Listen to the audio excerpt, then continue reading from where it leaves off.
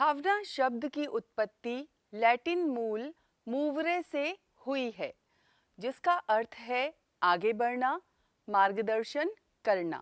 भावनाएं हमारे व्यवहार का मार्गदर्शन करती हैं। स्वास्थ्य, खुशी और समृद्धि का अनुभव ही कल्याण है। भावनात्मक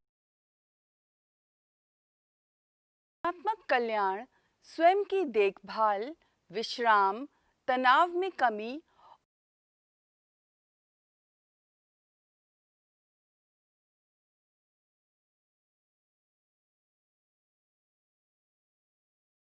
आंतरिक शक्ति के विकास की ओर प्रेरित करता है।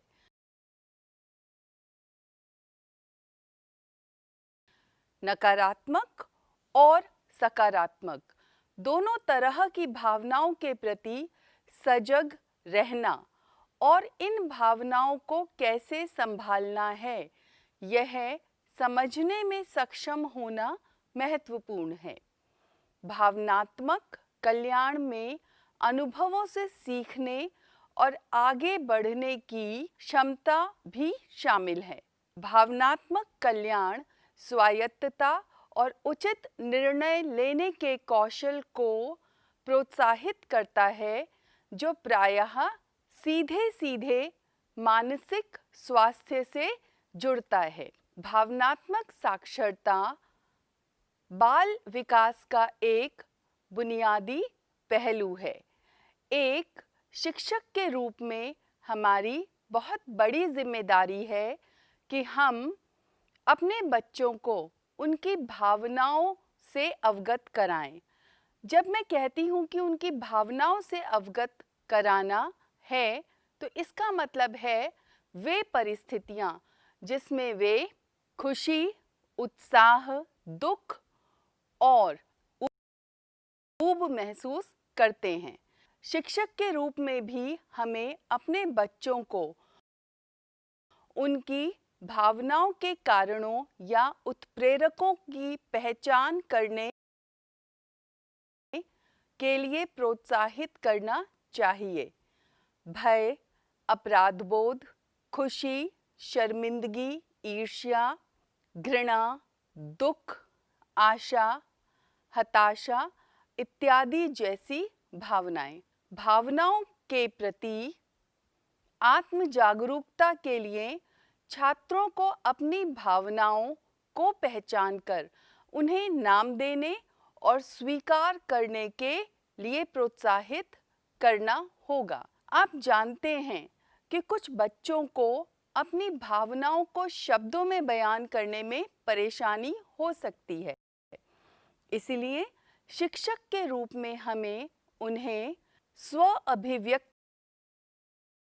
में मदद करने के लिए तैयार करना होगा। स्व अभिव्यक्ति कहानी या ड्राइंग या डायरी लेखन के माध्यम से भी की जा सकती है। इसके अलावा हमें प्रभावी संवादकर्ता और श्रोता होने की भी ज़रूरत है। आवश्यकता यह भी है कि बच्चे जो कह रहे हैं उसे ध्यान से सुना जाए। हमें उन्हें सहज बनाना होगा और भावना साझा सत्र के दौरान उन्होंने जो कहा है उसे अपने शब्दों में दोहराकर यह सुनिश्चित करना ज़रूरी है कि हम उनकी भावनाओं को ठीक से समझ पाए हैं। कभी कभी बच्चे रोते हैं, वे चुप हो जाते हैं या झगड़ने लगते हैं। यह भावनाओं को समझने की दिशा में उनके पहले कदम की शुरुआत है और इसे दर्शाता है।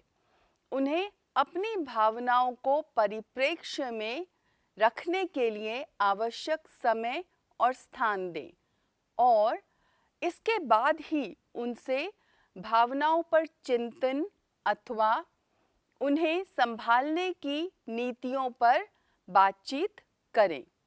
आत्मचिंतन, संरचित और असंरचित खेल, संगीत या खुद को शांत करने के लिए अकेला रहना जैसी रणनीतियां भावनात्मक स्वास्थ्य और भलाई के प्रबंधन में लंबे समय तक फायदेमंद साबित हो सकती हैं। आवश्यकता है कि हम सब इन बातों को याद रखें।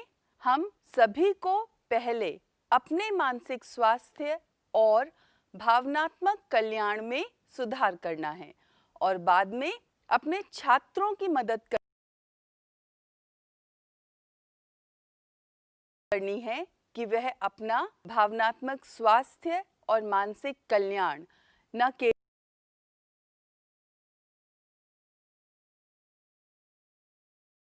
केवल बनाए रखें बल्कि उसमें बढ़ोतरी भी कर पाएं।